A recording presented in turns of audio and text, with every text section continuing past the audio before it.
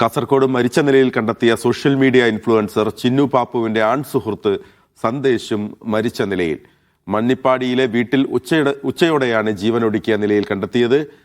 ചിന്നു പാപ്പുവിന്റെ മരണത്തിൽ അന്വേഷണം പുരോഗമിക്കുന്നതിനിടെയാണ് ആൺസുഹൃത്തിനെയും മരിച്ച നിലയിൽ കണ്ടെത്തിയിരിക്കുന്നത്. ഇപ്പോൾ ഷഫീഖ് നസറുള്ള ചേരുകയാണ് വിശദാംശങ്ങളുമായി. ഷഫീഖ്, ചിന്നു പാപ്പുവിന്റെ മരണം, അതിന്റെ അന്വേഷണം അതിന്റെ ആദ്യഘട്ടത്തിൽ പുരോഗമിക്കുകയാണ്. അപ്പോഴാണ് ഇപ്പോൾ വീണ്ടും ആൺസുഹൃത്തിന്റെ മരണം കൂടി ഇപ്പോൾ റിപ്പോർട്ട് ചെയ്യുന്നത്.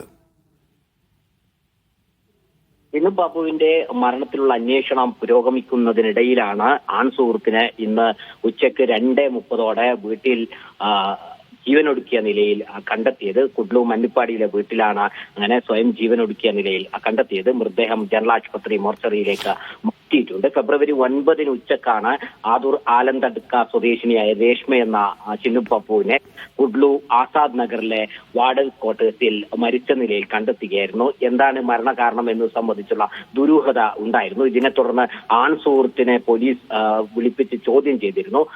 ആൺസുഹൃത്തിനോടൊപ്പമായിരുന്നു താമസം. വിവാഹബന്ധം നിയമപരമായി വേർപ്പെടുത്തിയതിനു ശേഷം ആൺസുഹൃത്തിനോടൊപ്പമാണ് ഈ കുഡ്ലുവിലെ വാടക വീട്ടിൽ താമസിച്ചിരുന്നത്. ഇത് കാരണം ആൺസുഹൃത്തിനെ പോലീസ് ചോദ്യം ചെയ്തിരുന്നു. ആ ചോദ്യം ചെയ്തതിന് ശേഷം സമൂഹ മാധ്യമത്തിൽ ഈ ആൺസുഹൃത്തിനെതിരെ വ്യാപകമായ ആരോപണങ്ങൾ ഉയർന്നിരുന്നു. ഇതിനുള്ള മാനസികമായ ആഘാതമാവാം ഇങ്ങനെ സ്വയം ജീവനെടുക്കുന്നതിലേക്ക് കാര്യങ്ങൾ എത്തിയത് എന്ന് ഈ ആൺസുഹൃത്തിന്റെ സുഹൃത്തുക്കൾ സൂചിപ്പിക്കുന്നുണ്ട്. സന്ദേശ് ഇന്ന് ഉച്ചയോടുകൂടിയാണ് ഇങ്ങനെ വീട്ടിലെ കുഡ്ലു മഞ്ഞിപ്പാടിയിലെ വീട്ടിൽ സ്വയം ജീവനൊടുക്കിയ നിലയിൽ കണ്ടെത്തിയത്.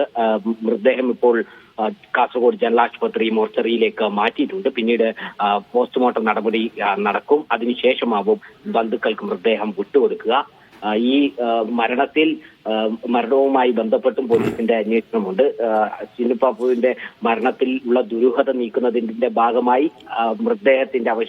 മൃതദേഹ ഭാഗങ്ങൾ വിദഗ്ധ പരിശോധനയ്ക്ക് അയച്ചിരുന്നു. ആദ്യം ലഭിച്ച പോസ്റ്റ്മോർട്ടം റിപ്പോർട്ടിൽ സ്വയം ജീവനൊടുക്കിയതാണ് എന്ന് പോസ്റ്റ്മോർട്ടം റിപ്പോർട്ടിലുണ്ടായിരുന്നു. കൂടുതൽ പരിശോധനയ്ക്കായി മൃതദേഹ ഭാഗങ്ങൾ വിദഗ്ധ പരിശോധനയ്ക്ക് അയച്ചിരുന്നു. അതിന്റെ റിപ്പോർട്ട് എത്തുന്നതിന് മുൻപാണ് ഈ അന്വേഷണം പുരോഗമിക്കുന്നതിനിടയിലാണ് ഇപ്പോൾ ആൺസുഹൃത്ത് സന്ദേശിനെയും സ്വയം ജീവനൊടുക്കിയതിനിടയിൽ വീട്ടിലെ കിടപ്പുമുറിയിൽ കണ്ടെത്തിയത്.